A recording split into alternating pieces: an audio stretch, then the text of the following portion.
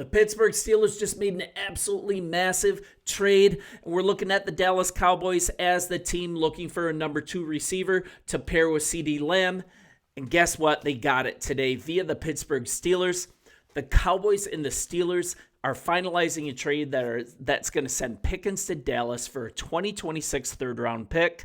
And the Cowboys will also send kind of flip picks with the Steelers the following year. They're going to send a 5th-rounder to the Steelers, and the Steelers will reciprocate with a 6th-rounder. So as Steelers fans, what are you guys seeing here? I mean, is it possible that you're seeing a team that's just kind of meandering all over the place without a clear goal? I mean, the combo of DK and GP, it looked really imposing to opposing defenses, right? Now the receiving room is really back to looking pretty mid. And the timing of this, honestly, this is feeling, as an outsider to your team, it's just feeling like a really mismanaged offseason. Still a decent draft, but man, why not grab a wide receiver in the 4th round if this is what you're planning? That's when Jack Sawyer was drafted. I mean, there was lots of talent there, and this looks like kind of a reactionary thing without proper planning in the draft to even prepare for this. I mean, there's still no clear answer at quarterback. And yes, I like Mason Rudolph, and yes, I know he's a fan favorite, but he's definitely not the long-term answer here. I think this could very well end up being just like last year, a search for a quality running mate to go with your number 2, to go with your number 1. Granted, now it's DK Metcalf, but that number 2, it never really materializes. There's another choice here, though. Or is this a team that knows that they can't really compete in a serious way this year? And it's a continued key up, kind of a mini tank for next year's quarterback class. And I think that's a really good thing to talk about in the comments. Let me know what you think. One of 2 choices. Are the Steelers trying to compete for a playoff run, and they're simply getting rid of a player that they weren't going to be able to sign and who's just a team cancer in George Pickens? Or is this a signal that the team is tanking for a loaded quarterback class in 2026? But regardless of that, this is where we are. This is what the Steelers ended up getting after reportedly calling all around the NFL during the draft, trying to land a day 2 pick for George Pickens. And sources, in fact, did tell Penn Live that the Steelers called multiple teams during the NFL draft trying to trade Pickens, but couldn't find any takers for a day 2 pick.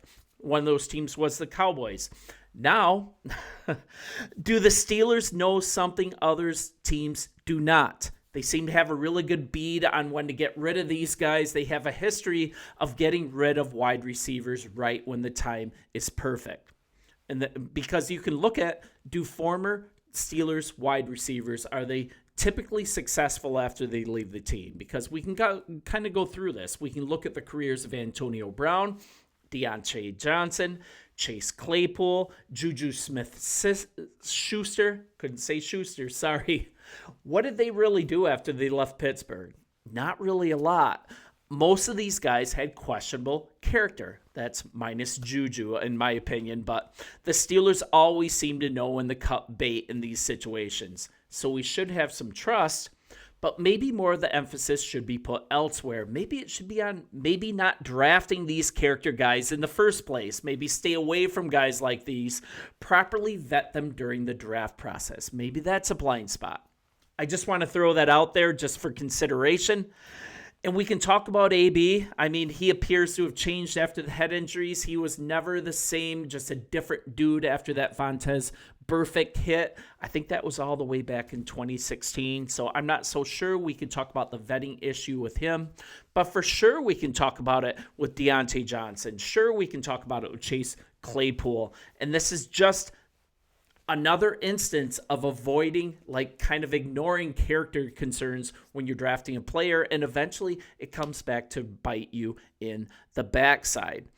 And I also think we're looking at a really poor track record drafting offensive players lately. Look no further than the 2022 NFL draft, right? Out of that class, the Steelers, yes, they did get DeMarvin Leal. Yes, they did get Calvin Austin. But you're looking at Pickens being the second-round pick of that draft, and then you're also looking at Kenny Pickett being the first-round pick in that draft. Neither of these guys are going to finish their rookie contracts with a team, and that can really set a team back so much. That's what the Steelers are experiencing right now. That's what you guys are feeling right now, that frustration. And then we're kind of looking at leading up to this. When asked during the offseason, the Steelers were adamant that they would not trade Pickens. For the right offer, they ended up doing it. But we're looking at major issues, right? Major issues with this player regarding his dedication to the team. Reports claiming that he's been late to practices, even late for games during this stretch. And that's on top of a ton of other issues that you guys have seen over his career in Pittsburgh. I think Pittsburgh is thinking long-term. It became obvious that signing him to a big money extension would be absolutely foolish right now. And it's not about this particular trade. It's about the Steelers' apparent lack of preparedness at wide receiver and at quarterback coming into the season with tons of opportunities to do something differently. Could have gotten Fields, could have gotten Russ for relatively cheap contracts, and the Steelers chose not to. Instead, we're looking at Mason Rudolph. And you can't tell me that that is the long-term plan for this team, even though he's a team favorite. And then we're also looking at this as well. It's very obvious that Pickens, he probably wanted out as well. Once again, what happens on social media, right? It's such a telegraph on how things are going to go. Just this last month, George Pickens unfollowed the Steelers on Instagram for what that's worth. So to kind of look at Pickens just a little bit, we're looking at a second-round pick of the Steelers in 22. He's also is set to enter the final year of his rookie contract. And Steelers general manager Omar Khan, he said back in February that the team was looking to reach a deal, but now they are moving on. And also, the trade comes as Pickens' role as the Steelers' top wide receiver. It appeared to be taken away with DK Metcalf coming onto the team. Steelers are also waiting on an answer from Aaron Rodgers. Just so much stuff is in flux still. You're looking at the former Georgia star. He's played all 3 seasons of his career with Pittsburgh. His best year is actually 23, 83 passes for 1,440 yards, 5 touchdowns. And then you're looking at last year for the 24-year-old, 59 catches for 900 yards, 3 touchdowns. And if you kind of look at an overview, the guy posted at least 50 receptions, 800 yards, and 3 touchdowns in each of his 3 seasons with the Steelers. Missed 3 games last year because of a hamstring strain. Number of on-field incidents. And if you're arguing that this trade shouldn't have been made, this is a big reason why it was made, I believe. It's because of maturity. And last year, it really started to getting worse as time wore on. So let's kind of look at this. Flagged twice for unsportsmanlike conduct in a Week 13 win against the Bengals. A week earlier, involved in a scuffle with Browns cornerback Greg Newsome during a Hail Mary attempt. I mean, this stuff, it just can't happen, right? And at the time, hearing from Steelers coach Mike Tomlin, he's just got to grow up, man. This is an emotional game. These divisional games are big. He's got a target on his back because he's George. He understands that. But he's got to grow up too. He's got to grow up in a hurry. And then he also reiterated that stance at the end of season news conference a month later. And this kind of reflects what was being said about Deontay Johnson towards the end of the year, that he left town as well. There's certainly, obviously, more room to grow here. I think he's covered some ground in 2024, but there's certainly a heck of a lot more ground to be covered, and we'll see where it leaves us. And the Cowboys are kind of the same mind, but they're willing to take a swing here. ESPN's Jeremy Fowler, they reported the Cowboys' plan is for George Pickens to actually play out his rookie deal. It sounds like we won't see any sort of long-term contract, and this is straight from the report from Fowler. It looks like we won't see any sort of long-term contract struck between Pickens and the Cowboys after the mercurial wideout was traded from the Steelers to Dallas in exchange for a 3rd-round draft pick and a 5th-rounder.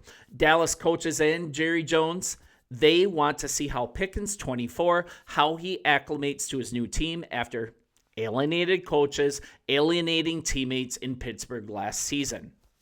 He has 2,841 receiving yards, 12 touchdowns over 3 NFL seasons, and he's going to immediately become the team's number 2 option behind CeeDee Lamb and much-needed deep ball target for Dak Prescott.